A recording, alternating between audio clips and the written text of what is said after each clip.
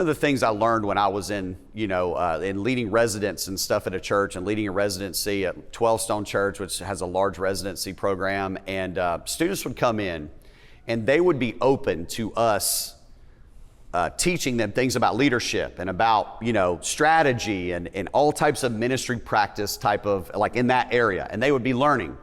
But when it came to Bible, theology, and some of those things, it was so deeply set. There's no wiggle room with it once they get to 22, 23 years old, they're graduating college. And I was always kind of puzzled by that, the way that it was. You could show them different things, and then I got to Liberty, and these students are sitting in my classes, and they hang on every word I say. I mean, they are eating everything I say. That's great.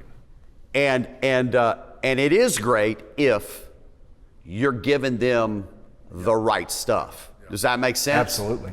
That's why the choice when you're is so a parent important. and you allow your kid to go to a college where the faculty has gone crazy, you need to know that when they sit in front of that faculty member that has a PhD and who talks intelligently about what they're talking about, they're sitting in that classroom and they're just eating it up.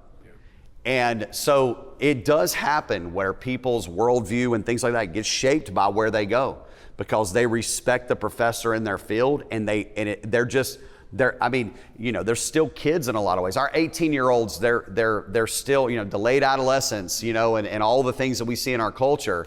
They're still coming in, and they're very impressionable still at that age. So for me, I see it as I have a great responsibility. I have to be very wise about what I say, what I teach, how I think about that. But that's not necessarily the case in many universities around. So you need to be careful about what universities you allow your kids to go sit under.